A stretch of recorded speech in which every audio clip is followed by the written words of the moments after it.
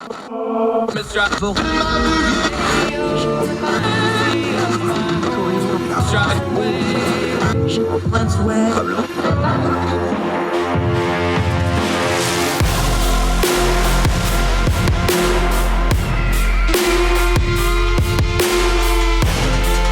your host, Andrew Donaldson. This is Heard Tell. Heard Tell show for Thursday, February the 10th. The year of our Lord 2022 continues to roll on. Almost a Valentine's Day, almost a President's Day. Got a week to go to the Super Bowl. Lots of exciting things going on, and we're glad that you decided to take a little time, the most valuable thing you have, and give it to us.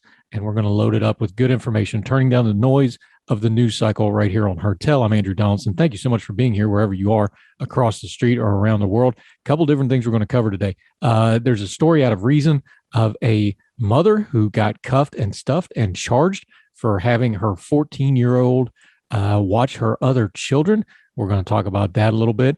Peter Thiel, all over media, getting involved in the midterm elections, spending a lot of money, resigning from the Facebook board. People think this is a precursor to him becoming even more politically active. How do we do that? How do we deal with it? What's the coverage of it? I'm going to turn down the noise and get to some information on the new boogeyman on the right and how the right-left paradigm doesn't really apply to him, and we shouldn't look at him in those terms. Deal with that in just a minute. Also, on the program today, Jim Swift has written a piece over in the Bulwark about congressional staffers. And you know what we like to do here on Heard Tell? We don't just want to react to the news. We don't want to just figure out what's going on. We want to know why it's going on. So since we spend a lot of time bashing Congress, rightfully so, we should also understand how Congress works. And there's some real machinations and things going on behind the scenes in Congress when it comes to the staffing levels and the staffers. And the staffers have a tremendous influence on how our Congress critters go about their business. So Jim Swift wrote a piece about it. He's going to be here to talk about it. He's also a former congressional and Senate staffer, so he knows of what he speaks. He'll talk about how things are different, how technology has changed it, and how a problem that we see in things like higher education and journalism of the younger folks being kind of squeezed out by bad pay and only richer students and only people who have financial means to be in intern positions and things like this are squeezing out minorities or squeezing out people that are not of the upper classes, how that's bad for everybody and some solutions to fix it. So Jim Swift on the program in just a little bit. But first, I want to start with something that's been something I've written about quite a bit over the years, something I tweet about constantly the last few years. Let's talk performative patriotism. Now, we don't do a whole lot of somebody said something on the internet and we react to it stuff here, but every now and once in a while, we do so. And that happened in this case. What happened was in West Virginia, there's a bill that has been introduced in the West Virginia legislature. I'm going to read this quickly from WDTV Channel 5, the pride of Bridgeport, West Virginia, home of the Meadowbrook Mall. If passed, reading from the article, this was written by the news staff, it's not credited.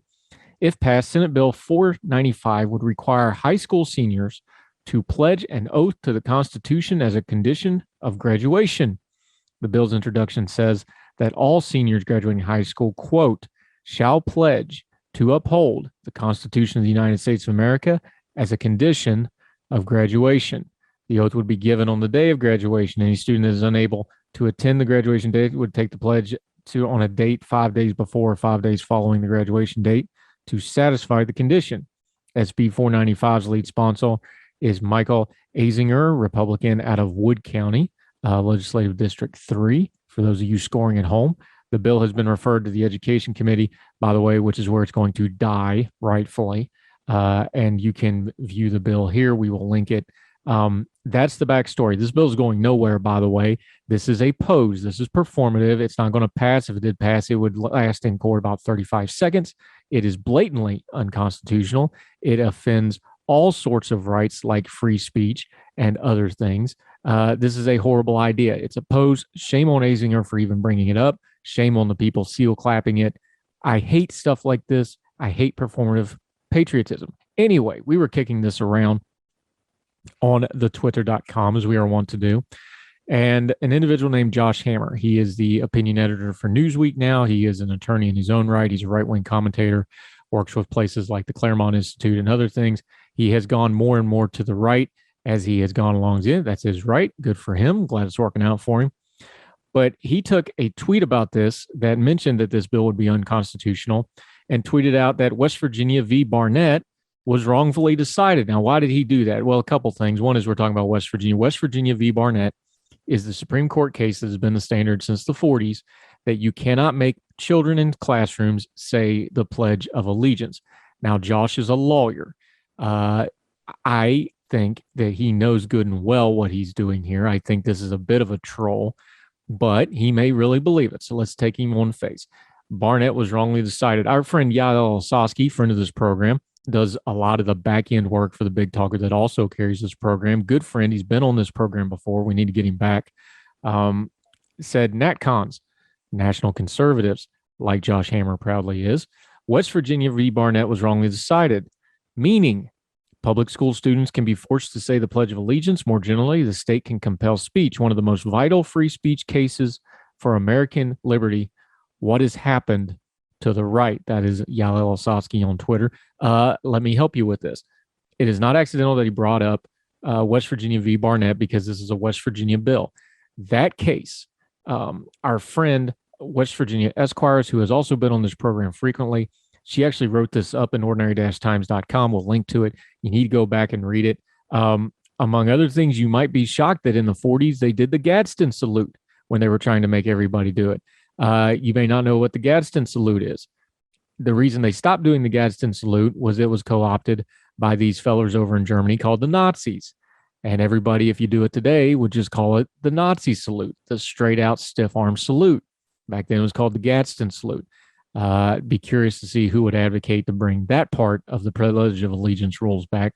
Nevertheless, there was a couple court cases. The way Supreme Court law works is you have case law and then it's refined and it's combined. And then you get a ruling. The ruling in Barnett, West Virginia v. Barnett, the conclusion that West Virginia Esquires writes, just for the background, the court then affirmed the district court decision overturning Gobadis and a ruling undisturbed to this day prohibited by forcing, this was written in the 40s, by forcing a public entity of recitation of the Pledge of Allegiance.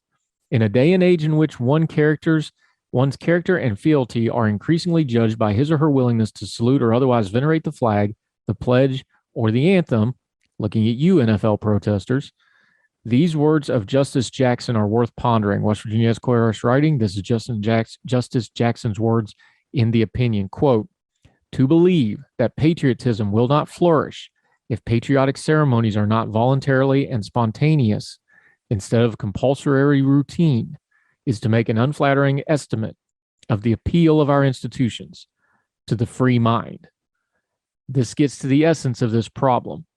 There is no version of compulsory or performative patriotism that is free. It is forcing it on other people. It is telling other people they not only have to do what you tell them, but they need to think and feel what you tell them. And there is nothing that could be less patriotic than that. We live in a diverse society. We live in a pluralistic society. Telling people that they have to do the Pledge of Allegiance or have to love the national anthem or have to respect the flag. I know that all sounds good in your own head when you say it, but think about what you're really saying. You're saying people don't have a right to think and feel, but they do. There is nothing more American than the right to your own mind and the right to your own feelings and the free speech protections that are enshrined in our Constitution. It's so important. It's the first thing they put in there, that they have a right to express those thoughts and feelings, free of being bothered by their government. Now, that doesn't get you free from the consequences, as we've talked about on this program. You can say whatever you want, but you better say what your rank can handle, because you're not in a consequence-free environment. But you have a right to say it.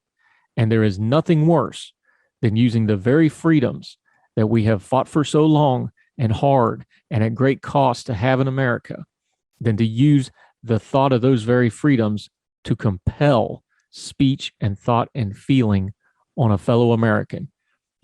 Star-spangled tyranny is still tyranny, and we shouldn't tolerate it, and we shouldn't fall for these cheap pops of people who want to say you have to respect the anthem and you have to respect the flag. It insults all of our intelligence. It's un-American and it's wrong. And when people like Josh Hammer are proffering this stuff, it's for a reason. It's not because they want more freedom. It's because they want more people to only have the freedom to do what they think ought to be done. And that's not freedom at all. I love my country. I have done things for my country that I would do again if I had to. And I would have done more for my country if called upon. So don't question my patriotism unless you just want to sound silly.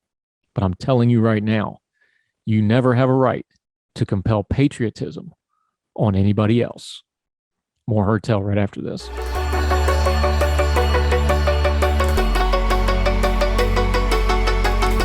Welcome back to Hertel. Let's talk about Peter Thiel. Yay! You don't know who that is. Okay, well, Peter Thiel is quickly becoming an important figure. Very online folks know him really well. Political figures know him really well because he's very politically active. He is politically active on the right, which is contradictory and contrarian, but we'll get into that in just a minute. He's quickly becoming a boogeyman for our progressive friends when they want to accuse people on the right of spending big money on various things, and they may have a little bit of a point here. We will see. But anyway, he's getting more into politics. Washington Post, written by Garrick DeVank. I hope I'm pronouncing that right. I apologize if I'm not. And Natasha Taku. This week, Facebook announced billionaire investor Peter Thiel was stepping down from its board after more than 15 years.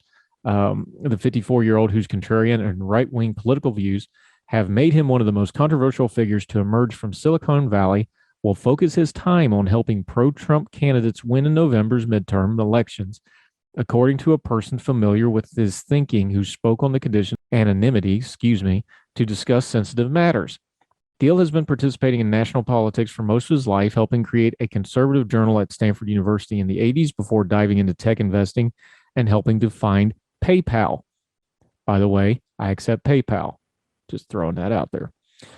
He used the money from PayPal's sale to invest in other tech companies, becoming the first major outside investor in Facebook and seeing his wealth and influence rocket upwards as big tech's dominance grew over the past 20 years. In 2016, Thiel supported Donald Trump's presidential campaign and later served on his transition team, and now he's playing an even more direct role in politics, funding the Senate campaign to two of his closest associates.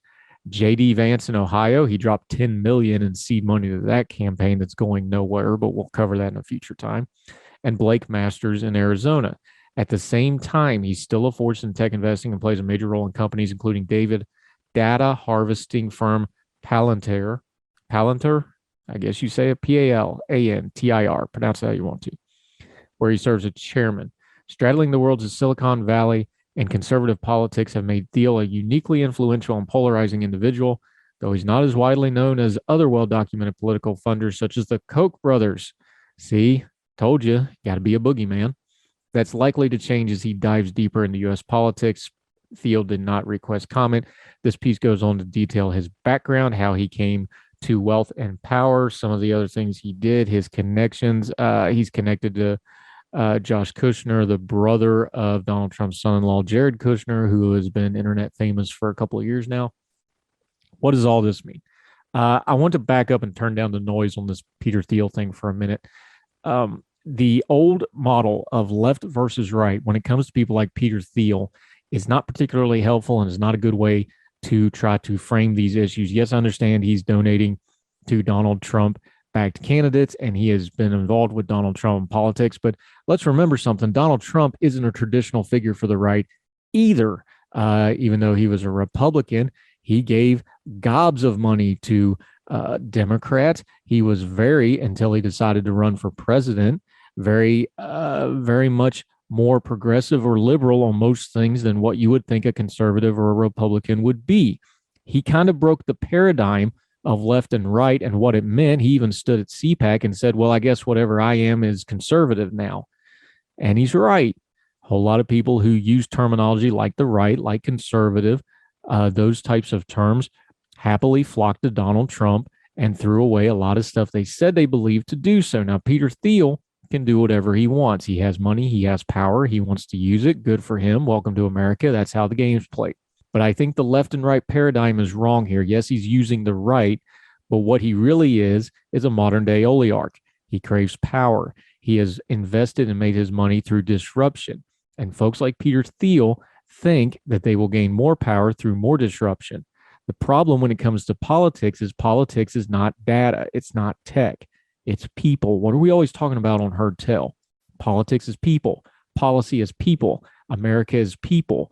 This is a people thing. If you're going to be a disruptor with people, there's going to be collateral damage in people's lives. I'm very, very skeptical of people like Peter Thiel because I don't think they see people the way they ought to be seen. I think they see them as data points. They see them as a business model, and they see the great unwashed masses as something to control and a weapon to wield to get what they want.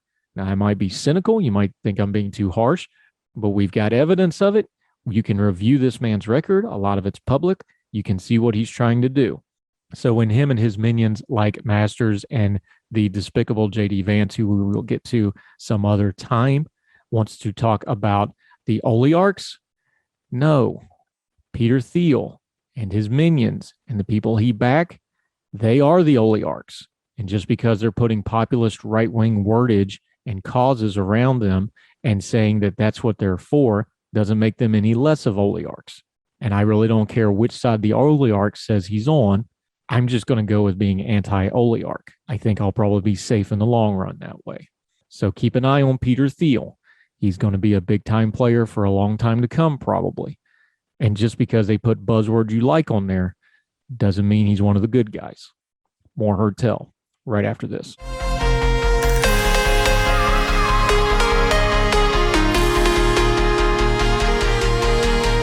Welcome back to Heard Tell. Thrilled at this one. This is going to be fun. One of the reasons I do this is I get to talk to all my Twitter buddies that I'd otherwise not get to talk to. I get to do that today. Our buddy Jim Swift's on. He's a senior editor at The Bulwark. You might remember him from the Weekly Standard way back when I first started following him. He is a member of Twitter Supper Club in good standing and a defender of all things Ohio online. Jim, how are you, sir? Hey, I'm a Browns fan, but go Bengals.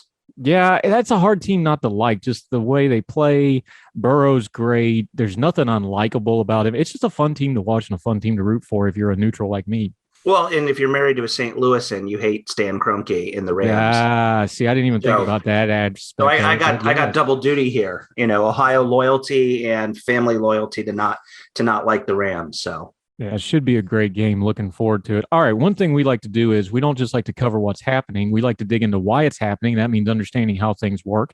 I'll put my hand up. I'm guilty of it. I know you're guilty of it because you write for them too. But we all love to bash on Congress, but we don't stop sometimes and understand how Congress actually works. And you have a piece out at the Bulwark about the congressional staffers. I don't think people realize, because I didn't until I started doing the workup for this. We have our Congress critters. We got 100 senators. There's something like 31,000 congressional staffers running around D.C. This is a massive amount of people in our nation's capital that's doing some really important work.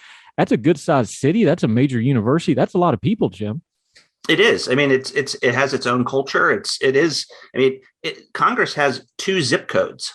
There's one for the House, 20510, and one for this. 20510 is the Senate, 20515 is the House. And my editor, Adam Kuiper, the Bulwark, approached me about this. I did not discover this Instagram account that I wrote about called Dear White Staffers. It had been written up a lot of places, and Adam worked on the Hill briefly, and I worked on the Hill for 5 years.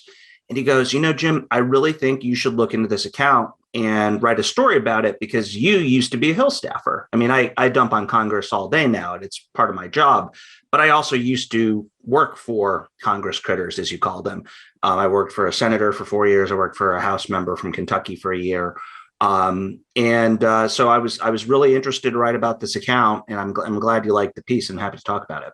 Yeah, and let's just start there, because you were kind of a different era, because that was not really the social media and the media environment we live in now.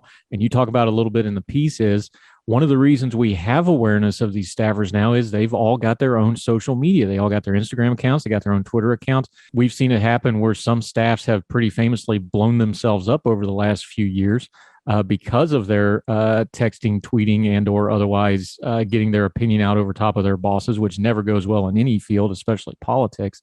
Talk about that, though, because you were there. But this is kind of its own different beast now with the technology and the media environment we're in, isn't it?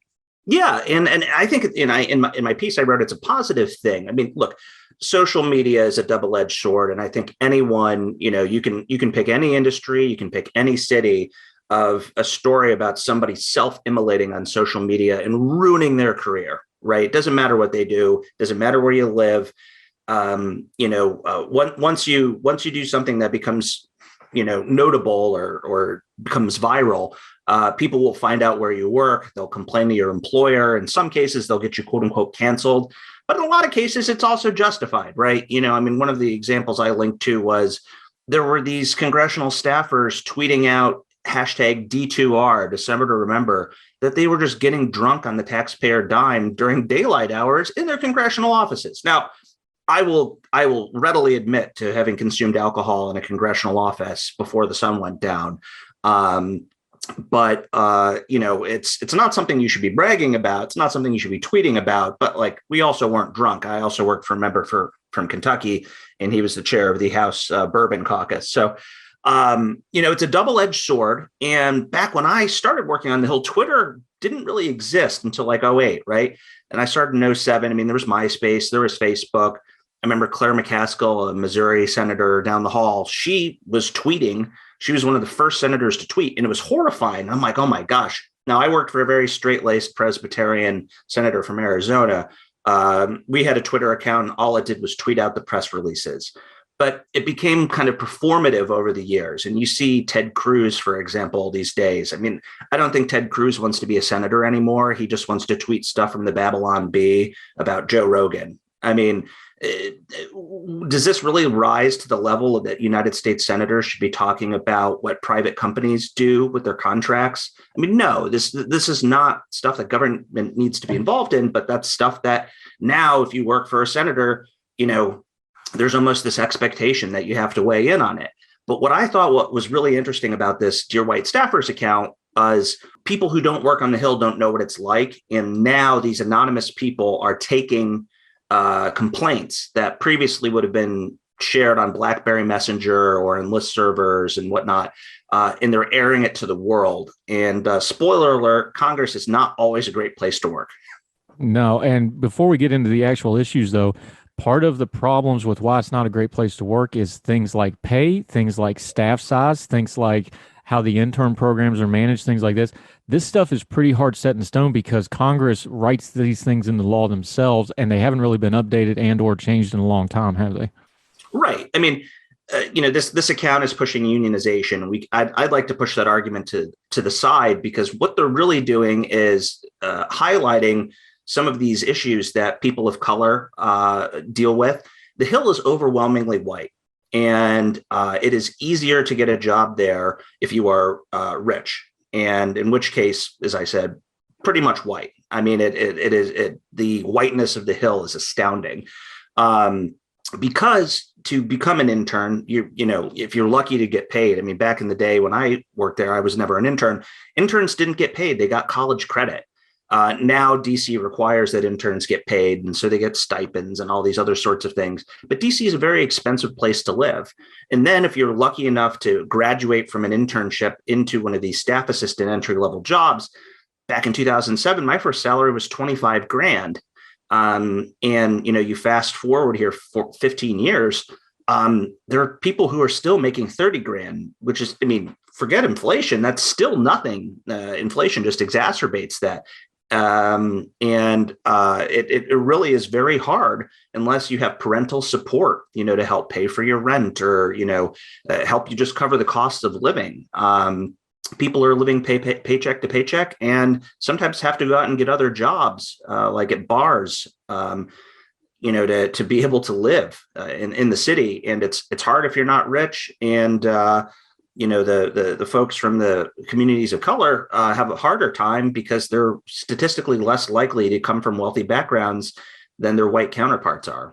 Yeah, talking to Jim Swift about Congress and the staffers. This is actually a problem, though, that is wider spread than just Congress because journalists have been covering this a lot, that the journalism is getting funneled down where you get a lot of people who are more upper income because they just can't afford those entry level jobs or those internships that they used to. We've seen it in higher education, we've seen it in other fields as well.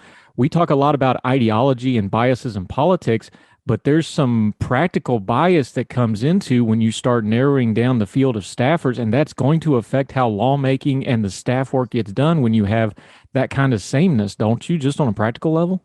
Yeah, and I mean, ideology does play a role. I was talking to one of my former Hill staffer friends who's Black for this story, and he never interned.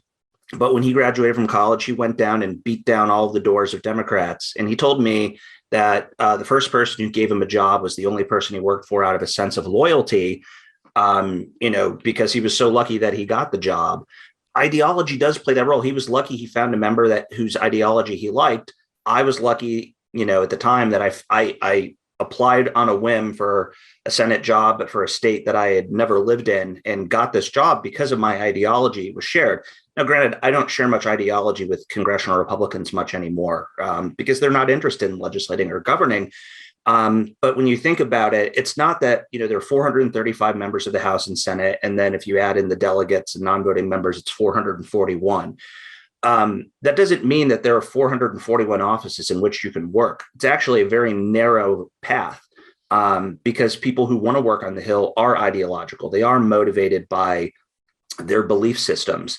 A super progressive leftist might not work for Kirsten Sinema or Joe Manchin, just like, a conservative kind of middle of the road blue dog Democrat is not going to go work for Alexandria Ocasio-Cortez. You have to look at it and then start narrowing it down. And then that means that there are even fewer jobs that you could potentially take. I really like that this account is sort of shining a light on the bad members of Congress and how the ones who mistreat their staff, that used to be just like the Whisper Network, but now they're just calling out people publicly. And there's nothing that those legislators can do about it. The turntables have turned, as Michael Scott said.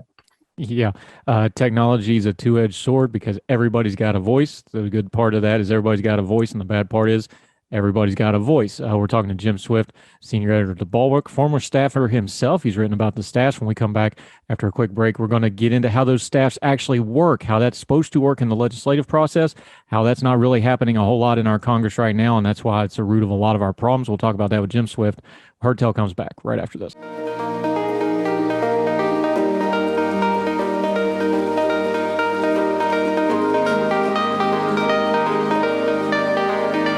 Hertel Show. We're back with Jim Swift. We're talking congressional staffers and offices. All right, we said staffers, but let's get into the nomenclature, how this works, because we know there's limits on how many staffers they can have. House offices are capped at like 18, but in reality, they usually have 2 or 3 quote unquote pro staffers. And then they have these other levels under them, interns, and then they have other people under that. Just kind of explain to people how a typical congressional office actually works at the staff level so that we're all on the same page here. Sure. Congressional offices are constrained in part by the members' allowance, their annual budget for how much they can pay folks, right? Now, the federal government will pick up, the health insurance, they'll pick up their thrift savings plan, and eventually, if they serve long enough, their pension. But the first constraint is your top level of how much money you have to spend on things. And that includes envelopes, pens, computers, all this other kind of stuff. But salaries are, of course, the biggest driver because you're not paying rent for your congressional office. You do have district offices, and depending on how gerrymandered or crazy your district is, you could have 1 or 2 district offices, or you could have 4. And, those things could be in a nice strip mall, or it could basically almost be like a trailer. I mean, some members of Congress even have RVs for mobile offices that they pay for.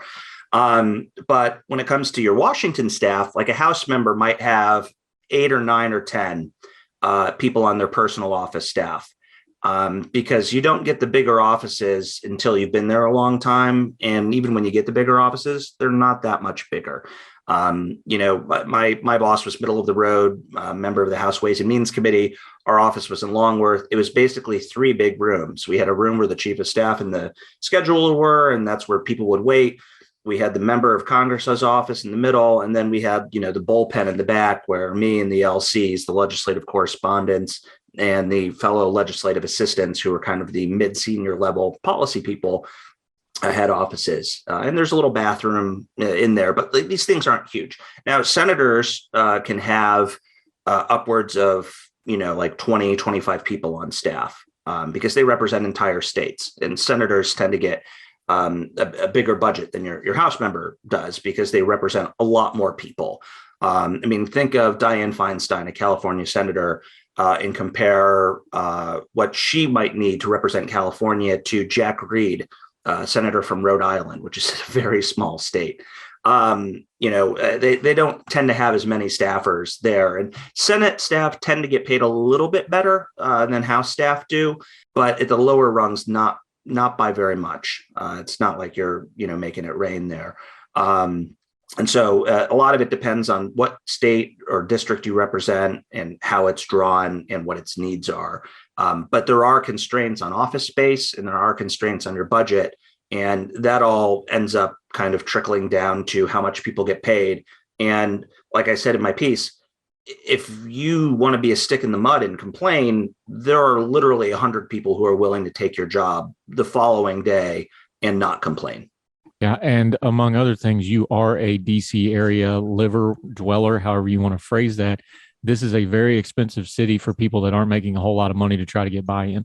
Yeah. And you move here. I remember when I moved here, I had to live in somebody's basement. Now I lived with my buddy for a couple of days until I found a place on Craigslist. And I lived in one of these Lego brick houses from the pre-World War II era in Alexandria. I lived in someone's basement that I paid $850 a month for.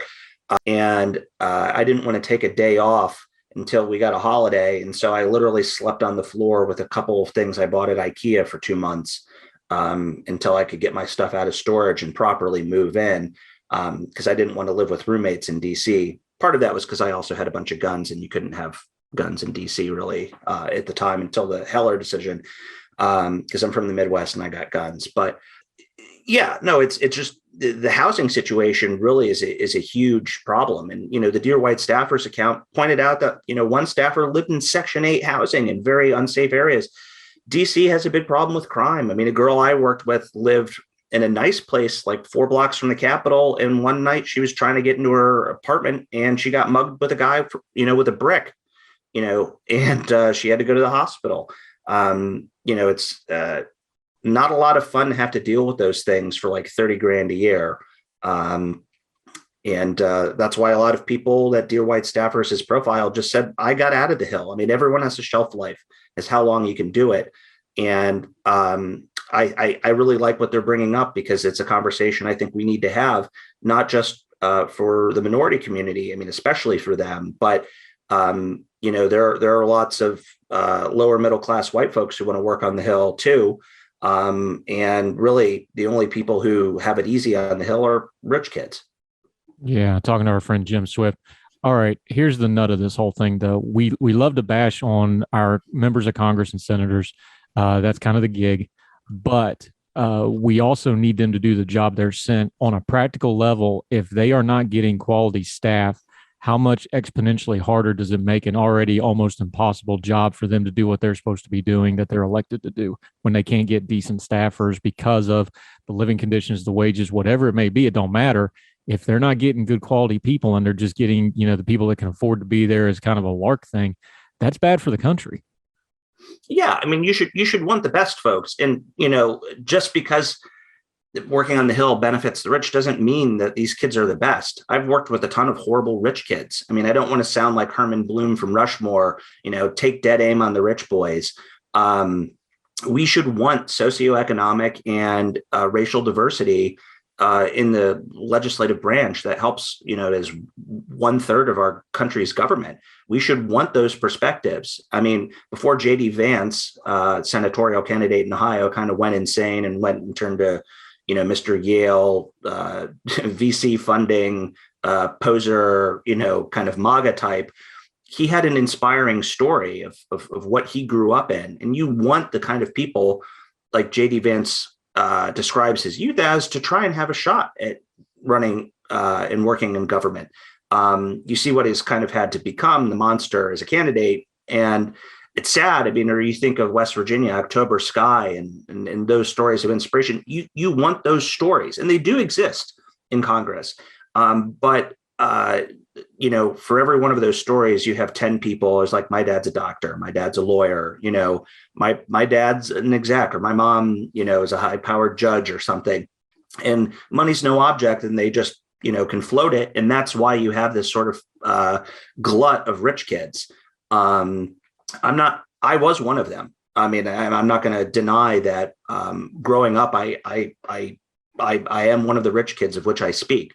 I had it easy. I mean, my parents weren't floating me money, but I had it easier because I didn't have student loan payments. I didn't have all of these other obligations.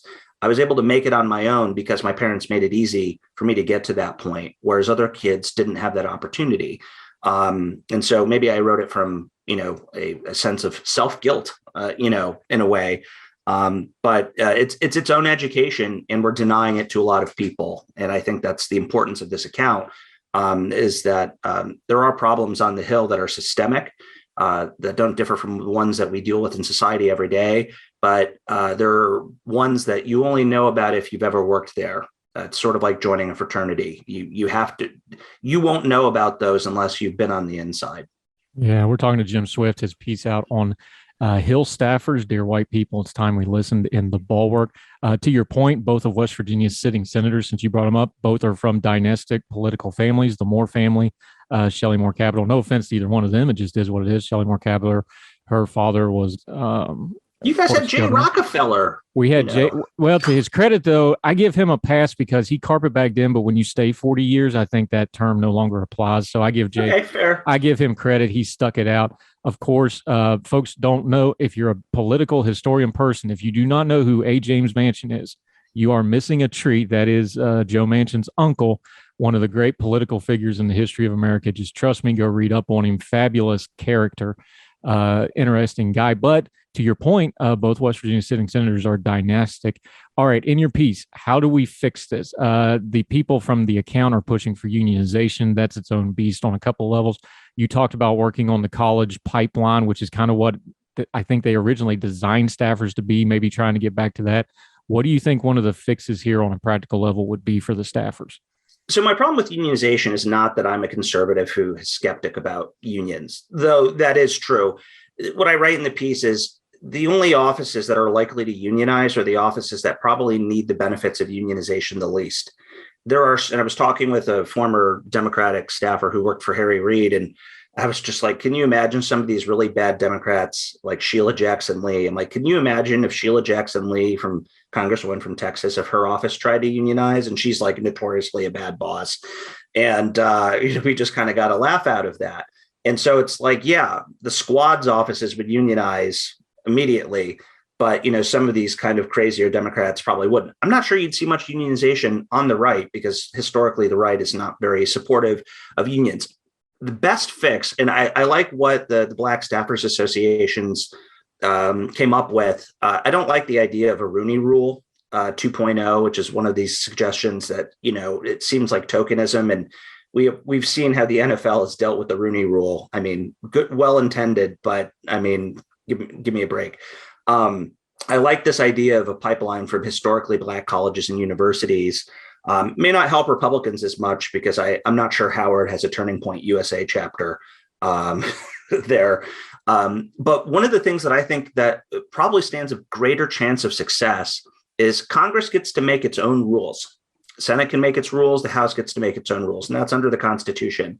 Rather than unionization, I think that these folks should push their leadership to come up with minimum living wages for staff positions. Now, of course, Congress being Congress, they'll find ways around it. But there should be a figure that we can all agree upon that an entry-level staff assistant should make, that a legislative correspondent, these are people who look at your emails and the letters you write and the phone calls you make asking what your boss's position is. These are the people who write those and take meetings with constituents. That stands, I think, a much better chance of success at improving the lives of these young folks fresh out of college. Not everyone has it bad. Not even, rich kids aside, some offices are really great and care about making sure that people can make a living. Others aren't. Unionization is only going to help those that are already doing pretty well, office wise. So I think this sort of coming up with living wage thresholds for staff positions is something that more so the House than probably the Senate can consider, to help people want to stay and move up the rungs on the ladder in Congress. Yeah. Jim Swift, we appreciate the time talking about how the Congress actually works. When we're throwing bricks at the TV, we at least understand there's some staffers behind the scenes that are working really hard to get things done. Let folks know what you've been doing on your social media. You're got a great newsletter that I read every day. Always has some good little tidbits in it, although it is way too homerish on Ohio matters, but we'll forgive you that one. Let folks know where they follow you on social media and what you got going on at the Bulwark and other places. Yeah, sure. You can follow me on Twitter at Jim Swift DC, and I have a newsletter that comes out every weekday at the Bulwark. It's the only free one that we have that's always free, called Overtime. I highlight all the stuff we do at the Bulwark, which we're conservative or Republican, never Trumpers. So we're out in our own little wilderness out there. I highlight all of our stories and our podcasts and things that we do there, and then I have a little section. It's a little potpourri section of interesting things that I've read around the internet that I think you should read. So it doesn't cost anything. Head over to thebulwark.com. You can click on subscribe, and you can get it for free. Otherwise, we're $10 a month, and we have a bunch of interesting stuff. But let me be your guide into what we do, and if you like what we do, we've got more of it for you. My friend, I appreciate your time. I appreciate your recipes on Twitter Supper Club. And for 1 week only, I'll be with you. I think I'm going to pull for the Bengals. Jim Swift, appreciate you, my friend. Good stuff on the piece, and hope to talk to you again soon. Thanks for having me. Thank you, sir.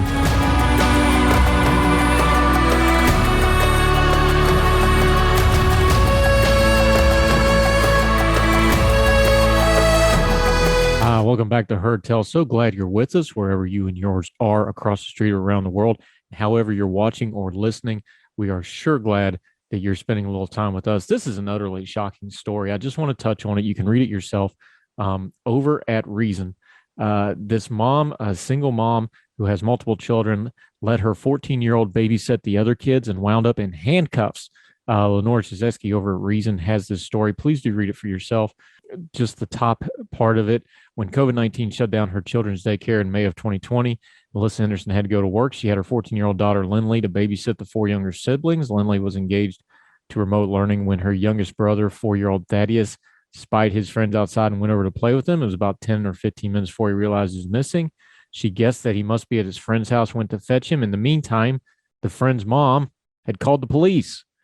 Now, Henderson, a single mom in Blairsville, Georgia, is facing criminal reckless conduct charges for letting her 14-year-old babysit. The charges carry a maximum penalty of 1 year in prison and fine of $1,000. The arresting officer, Deputy Sheriff Mark Pelotti, I think is how you pronounce it, I hope so, wrote in his report that anything terrible could have happened to Thaddeus, including being kidnapped, run over, or, quote, bitten by a venomous snake. Seriously. When Henderson protested that the kid was only gone a few minutes, Pelote responded that a few minutes was all the time a venomous snake needed. The case is being dragged on for almost 2 years now. This is back to Reason. While Henderson's lawyer, David DeLugas, argues that the charging of a mom for a normal parenting decision was declared unconstitutional by the Georgia Supreme Court in 1997. In that case, a mom had let her 11-year-old babysit a younger sibling who had died in a tragic accident. Even then, the court ruled it was arbitrary and subjective to call the mom's decision reckless. What's more, as DeLuga points out, Georgia's own child protective guidelines say kids can babysit at the age of 13. We'll see how this goes. If it goes to court, I suspect it'll be dismissed. I don't know. Maybe there's more to this story than what we're being told, but there's two parts of this that trouble me the most. One is the friend thinking that the child being out was reason to call the police instead of just taking it up with the parent. Two is the officer that involved writing this ridiculous report. I get that you're the cop. I get that you show up. I get it's your job. But come on, man, you don't have to write fan fiction on your report. Find out what happened. The teenager in charge turned away for a minute. All right. Maybe find out, call the parent, sit there until the parent comes back. There's about a dozen ways to handle that better. You chose the one way that was not better. We talk about things like criminal justice reform. Not making criminals where they don't belong to be criminals is a good, easy place to start. And we'll be back with more Heard Tell right after this.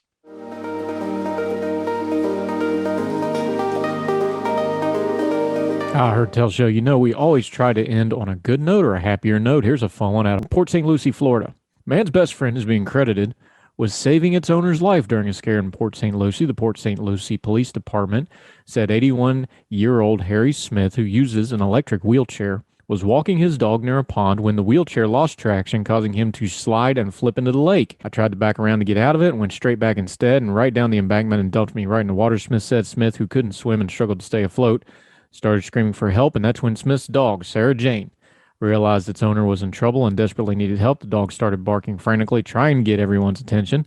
Sarah Jane was able to get the attention of Edward Schuschling and friend Jacob. The two were working across the street. When we looked over there, the dog was splashing in the water, so we both ran over there, and I jumped in the water. They were able to flag down a Port St. Lucie police officer who happened to be in the area. Only his head was above the water. The wheelchair was in the water. It was dragging him down. Schuling, Jacob, and the officer jumped in, working together, pulled Smith up to the bank. All of them jumped into action, all thanks to Sarah Jane. He received medical attention at the scene and was cleared to return home. Because Smith's wheelchair was damaged, the officer and St. Lucie County firefighters pushed him home. We are thankful for Mr. Smith's dog and the two bystanders that helped save his life, the police department said. And so the saying remains true. A man's best friend is his dog. Smith said he was sure that Sarah Jane was saving his life. I gave her a treat. I love her. I always have, and I always will. That'll do it for Heard Tell. Thank you so much for being with us. We've been having really strong guests. We've been having strong numbers. That's all thanks to you. We appreciate you. If you want to reach out to us directly, we would love to hear from you. We've already done segments and stories based off of your feedback. We'd be happy to do so. Let us know. heardtellshow@gmail.com. Send us an email at heardtellshow on the Twitter. You can get a hold of us there. You can leave comments. The YouTube page, all of the podcasting platforms, the Facebook page, Big Talker FM, that's also streaming us and have us on their Facebook page. However you want to reach out to us, my Twitter is down there, 4 for the Fire at the twitter.com. We'd love to hear from you. Keep your bearing, be nice, but we might even put it on the show. Somebody you want us to talk to, somebody you think we're not covering, like the VA story. We covered it. Somebody that listens, that's a mutual friend, said, hey, do you want to have the author on the show talk about it? Facilitated that, and we had her on the show. Ashley Merriman, great episode. Things like that is because this is a partnership. So every weekday, the weekday show, long-form podcasts on the weekends, the Good Talks every afternoon comes out. That's just the interview segments. Make sure you seek them out on the podcasting platforms and the YouTube. They're on a handy-dandy playlist. Make sure you like and subscribe to that. So wherever you and yours are, till we talk to you again tomorrow for more Heard Tell to finish out the week on a Friday. Y'all be well. We hope you're well fed. We'll talk to you tomorrow on Heard Tell. All the music on Heard Tell is provided under a Creative Content license from monstercat.com. Somos la máquina.